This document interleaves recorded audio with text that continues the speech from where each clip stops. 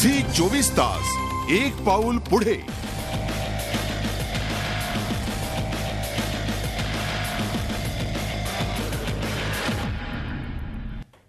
Prime watch मध्ये आपलं पुन्हा एकदा स्वागत। अगस्ता वेस्टलँड हेलिकॉप्टर खरेदीच्या घोटाळ्यासंदर्भात आपण चर्चा करतोय। दत्तात्रय शेकटकर आपल्या सोबत आहेत। सर, अत्यंत कमी वेळ आहे, आम्हाला थोडक्यात सांगा की हा जो घोटाळा आता उघड झालेला आहे, असे घोटाळे टाळण्यासाठी काय केलं पाहिजे? नेमके हे घोटाळे थांबतील कधी आणि आता भारतीय संरक्षण दलाकडे नेमकी कमतरता काय? भारतीय संरक्षण दलाकडे सर्वात मोठी कमतरता जी आहे ती आहे की आपल्याकडे आज मॉडर्न इक्विपमेंटची कमी आहे। आज आपली युद्ध क्षमता आहे, तिन्ही सेनाध्यक्षाला म्हणतील नाही असं नाही, पण मी तुम्हाला स्पष्टपणे सांगतोय की आज आपल्याकडे युद्ध करायची क्षमतेमध्ये कमतरता आहे।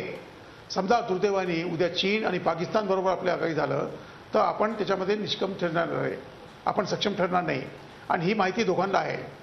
तर युद्ध क्षेत्रामध्ये सक्षमता असण्याकरता आपल्याकडे इक्विपमेंट, वेपन्स आणि इतर सामग्री पूर्ण असली पाहिजे।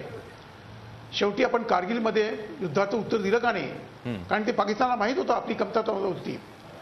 दुसरा प्रश्न आपण जे विचारला की ह्याच्याकरता बंद करायला काय केलं पाहिजे, मला वाटतं सर्वात प्रथम असलं पाहिजे की जेव्हा ह्या नेगोशिएशन होतात त्या संबंधित सैन्याचे अधिकारी पण असले पाहिजे।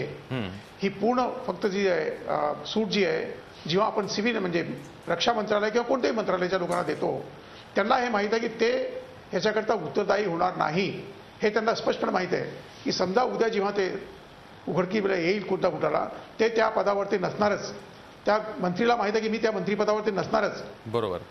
ह्याकरता मला वाटतं की जरी तो व्यक्ती ज्याच्या काळात हा घोटाळा झालाय मग तो जगाच्या कोणत्या पण कोपऱ्यामध्ये आहे त्याला उत्तरदायी केलं पाहिजे। समजा कोणता सैन्य अधिकारी आहे त्याची तुम्ही पेन्शन बंद करा, त्याचा पदभार काढा, you remove him everything, stop everything from him, let him become a normal person. त्याला ही भीती वाटली पाहिजे। जर ही भीती वाटेल त्याच्यामध्ये कठोर दर्पण लागेल। तिसरी गोष्ट जी आहे की आपली जी व्यवस्था आहे त्यामध्ये सक्षम करण्याची आवश्यकता आहे, अन्यथा आहे असे घोटाळे होत राहतील आहे, कारण की येणाऱ्या काळामध्ये अजून ह्याच्यापेक्षा मोठी ऑर्डर जाणार आहे। हे तर काहीच नाही, हे अगदी काही नाही।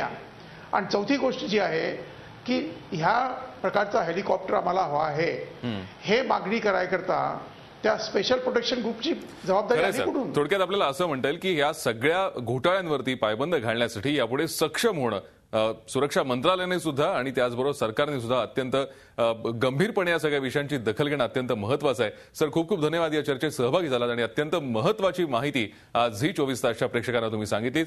14 देशांची नावं या घोटाळ्यात उघड होणार आहेत असंही तुम्ही म्हटलात। धन्यवाद या चर्चेत सहभागी झाल्याबद्दल। झी 24 तास एक पाऊल पुढे।